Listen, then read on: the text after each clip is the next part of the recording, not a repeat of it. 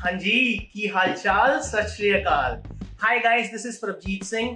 I work for LeapScholar as a senior IELTS trainer. ਅੱਜ ਦਾ ਜਿਹੜਾ session ਹੈ ਉਹ ਪੰਜਾਬੀ ਚ ਹੋਏਗਾ, ਤਾਂ ਕਰਕੇ ਪਲੀਜ਼ ਚੈਨਲ ਨੂੰ ਤੁਸੀਂ ਸਬਸਕ੍ਰਾਈਬ ਕਰ ਲਓ, ਕਿਉਂਕਿ ਆਪਾਂ ਇੱਕ ਸੌ ਚੁੱਕੀ ਹੈ LeapScholar ਚ ਸਾਰਿਆਂ ਨੇ ਰਲ ਮਿਲ ਕੇ ਕਿ ਜਿਹੜੇ ਵੀ ਸਾਡੇ ਪੰਜਾਬੀ ਸਟੂਡੈਂਟਸ ਨੇ ਆਪਾਂ ਨੇ ਉਹਨਾਂ ਨੂੰ 7 ਬੈਂਡ ਦਵਾਣੇ ਆ and we are going to help them to fly to their dream destination Canada, Germany, UK, USA, Australia, New Zealand, whatsoever it is. So let's get started with today's session. So हो सकता है कि video तो पहला तुसी feel कर रहे हो कि मैं बोलेगा नहीं, but after this video you are going to definitely feel कि मैं चुप रहेगा नहीं।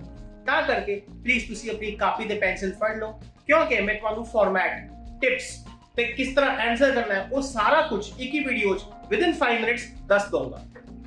सो गाइस ਆਪਾਂ ਸ਼ੁਰੂ ਕਰਦੇ ਹਾਂ ਫਾਰਮੈਟ ਤੋਂ।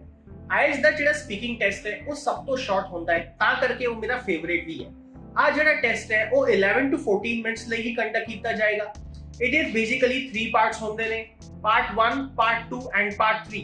ਪਾਰਟ 1 ਚ ਜਿਹੜਾ ਤੁਹਾਡਾ ਐਗਜ਼ਾਮੀਨਰ ਹੈ ਉਹ ਤੁਹਾਨੂੰ ਕੁਝ ਜਨਰਲ ਕੁਐਸਚਨਸ ਪੁੱਛੇਗਾ ਜੋ ਤੁਹਾਡੇ ਬਾਰੇ ਹੋਣਗੇ, and here you have to simply describe your likes, dislikes, and it is not related to your opinions at all।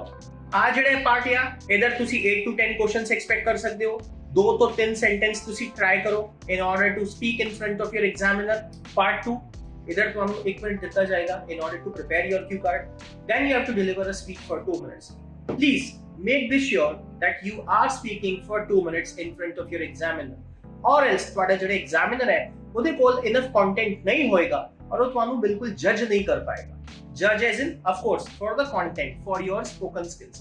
अच्छा guys, मैंने फटाफट कमेंट आज दसो कि facts IELTS की टेस्ट मैटर करते हैं, yes or no? Come on, pause this video. I am giving you 2 seconds to write down yes or no। Yes, your answer is correct। इधर फैक्ट ਦਾ कुछ भी लेना देना नहीं है, इधर कोई भी ना ਤੁਹਾਡਾ ਨਾਰਕੋ ਟੈਸਟ ਕੰਡਕਟ ਨਹੀਂ ਕਰੇਗਾ, ਤਾਂ ਕਰਕੇ ਤੁਸੀਂ ਬਿਲਕੁਲ ਵੀ ਚਿੰਤਾ ਨਾ ਕਰਿਓ ਆਪਣੇ ਓਪੀਨੀਅਨਸ ਤੇ ਫੈਕਟਸ ਬਾਰੇ। ਜੇਕਰ ਗਾਈਜ਼ ਆਪਾਂ ਗੱਲ ਕਰੀਏ ਪਾਰਟ 3 ਦੀ, ਇਧਰ ਵੀ ਤੁਹਾਨੂੰ ਫੈਕਟ ਦੀ, ਓਪੀਨੀਅਨ ਦੀ ਕੋਈ ਵੀ ਫਿਕਰ ਕਰਨ ਦੀ ਲੋੜ ਨਹੀਂ ਹੈ। All what you have to do is you have to understand first of all ਕਿ ਇਧਰ ਤੁਹਾਨੂੰ ਐਗਜ਼ਾਮੀਨਰ 4 to 8 ਕੁਐਸਚਨਸ ਪੁੱਛ ਸਕਦਾ ਹੈ। ਜੇਕਰ ਤੁਸੀਂ ਬਹੁਤ ਵਧੀਆ ਆਨਸਰ ਦੋਗੇ ਤੁਹਾਨੂੰ ਐਗਜ਼ਾਮੀਨਰ ਸਿਰਫ 4 ਕੁਐਸਚਨ ਪੁੱਛੂਗਾ। ਜੇਕਰ ਤੁਸੀਂ ਓਕੇ ਟਾਈਪ ਦੇ ਆਨਸਰ ਦੋਗੇ ਇਧਰ ਤੁਹਾਨੂੰ ਐਗਜ਼ਾਮੀਨਰ 6 ਕੁਐਸਚਨ ਪੁੱਛੂਗਾ। ਐਂਡ ਜੇਕਰ ਤੁਸੀਂ ਬਿਲਕੁਲ ਹੀ तो because of course examiner ਤੁਹਾਨੂੰ 8 ਕੁਐਸਚਨ ਪੁੱਛੇਗਾ, ਕਿਉਂਕਿ he has to give you enough opportunities or let's say equal opportunities to give enough content। ਸੋ ਜੀ ਆ ਤੋਂ ਗੱਲ ਹੋ ਗਈ ਫਾਰਮੈਟ ਬਾਰੇ। ਉਸ ਤੋਂ ਉਪਰੰਤ ਤੁਹਾਨੂੰ ਪਤਾ ਹੋਣਾ ਚਾਹੀਦਾ ਹੈ ਕਿ ਤੁਹਾਨੂੰ ਜਦੋਂ ਵੀ ਜੱਜ ਕੀਤਾ ਜਾਏਗਾ ਉਹ 4 ਪੈਰਾਮੀਟਰਸ ਤੇ ਹੀ ਐਗਜ਼ਾਮੀਨਰ ਜੱਜ ਕਰੇਗਾ। ਬੜੇ ਸਾਰੇ ਸਟੂਡੈਂਟਸ ਨੂੰ ਇਹ ਮਿਸਕਨਸੈਪਸ਼ਨ ਹੁੰਦਾ ਹੈ ਕਿ I have to become next Shashi Tharoor of India। Fluxinosi nihilipilification। However, that's not the fact, my dear friends। ਮੈਂ ਤੁਹਾਨੂੰ ਦੱਸਦਾ ਕਿ ਸਭ ਤੋਂ ਪਹਿਲਾਂ ਤੁਹਾਡਾ ਐਗਜ਼ਾਮੀਨਰ ਫਲੂਐਂਸੀ ਚੈੱਕ ਕਰੇਗਾ ਕਿ ਜਿਵੇਂ ਤੁਸੀਂ ਪੰਜਾਬੀ ਚ ਗੱਲ ਕਰਦੇ ਹੋ ਇਸੇ ਤਰ੍ਹਾਂ ਤੁਸੀਂ ਇੰਗਲਿਸ਼ ਚ ਗੱਲ ਕਰ ਪਾਉਂਦੇ ਹੋ ਕਿ ਨਹੀਂ। Are you proficient in using English or not? Then ਬਾਕੀ ਬਹੁਤ ਸਾਰੇ ਜਿਹੜੇ ਸਟੂਡੈਂਟਸ ਹੁੰਦੇ ਨੇ ਉਹਨਾਂ ਨੂੰ ਇੱਕ ਹੈਬਿਟ ਹੁੰਦੀ ਹੈ no I need ਤੁਸੀਂ ਇਹਨੂੰ ਫਿਕਸ ਕਰ ਸਕਦੇ ਹੋ ਬਾਈ ਬੀਇੰਗ ਕੋਹਰੈਂਟ। ਤਾਂ ਕਰਕੇ ਤੁਸੀਂ ਇਧਰ cohesive devices like moreover, however, on the one hand, on the other hand, firstly, secondly, in conclusion, in my opinion ਇਸ ਦਾ ਉਪਯੋਗ ਕਰਦੇ ਰਹੋ, ਤਾਂ ਕਰਕੇ ਤੁਹਾਨੂੰ ਜਿਹੜੀ ਕੋਹਰੈਂਸ ਹੈ ਜਾਂ ਫਿਰ ਜਿਹੜੇ ਸਪੀਚ ਫਿਲਰਸ ਹੁੰਦੇ ਨੇ ਉਹਨਾਂ ਦੀ ਕੋਈ ਵੀ ਦਿੱਕਤ ਨਹੀਂ ਆਵੇ। ਜਿਹੜਾ ਦੂਸਰਾ ਸਭ ਤੋਂ ਇੰਪੋਰਟੈਂਟ ਪੈਰਾਮੀਟਰ ਹੈ ਉਹ ਹੁੰਦਾ ਹੈ grammar. Grammar again 2 parts divide ਕੀਤਾ ਗਿਆ ਹੈ, ਇੱਕ ਹੁੰਦੀ ਹੈ ਰੇਂਜ ਤਾਂ ਦੂਸਰਾ ਹੁੰਦਾ ਹੈ ਐਕਿਊਰੇਸੀ। ਜੇਕਰ ਆਪਾਂ ਰੇਂਜ ਦੀ ਗੱਲ ਕਰੀਏ ਇਧਰ ਤੁਸੀਂ ਟਰਾਈ ਕਰੋ simple, compound, complex, conditional sentences use ਕਰਨ। ਜੇਕਰ ਆਪਾਂ ਐਕਿਊਰੇਸੀ ਦੀ ਗੱਲ ਕਰੀਏ ਇਧਰ ਤੁਹਾਡਾ ਐਗਜ਼ਾਮੀਨਰ ਚੈੱਕ ਕਰੇਗਾ are you able to use active passive voice efficiently or not, are you good at using tenses, articles, prepositions and parts of speech or not. ਉਸ ਤੋਂ ਬਾਅਦ ਥਰਡ ਪੈਰਾਮੀਟਰ ਆਉਂਦਾ ਹੈ ਪ੍ਰੋਨਾਂਸੀਏਸ਼ਨ। ਇਧਰ ਤੁਸੀਂ ਧਿਆਨ ਰੱਖਣਾ ਹੈ ਕਿ ਤੁਸੀਂ ਪ੍ਰੋਪਰ ਵਰਡ ਸਟ੍ਰੈਸ ਦੇ ਕਰਕੇ ਹੀ ਵਰਡਸ ਨੂੰ ਪ੍ਰੋਨਾਂਸ ਕਰ ਰਹੇ ਹੋ। ਤਾਂ ਪਲੀਜ਼ ਤੁਹਾਡੀ ਮਾਂ ਬੋਲੀ ਜਿਹੜੀ ਪੰਜਾਬੀ ਲੈਂਗੁਏਜ ਹੈ ਉਹਨੂੰ ਅੰਦਰ ਮਿਕਸ ਨਾ ਕਰਿਓ। You are a great liar, I don't believe you।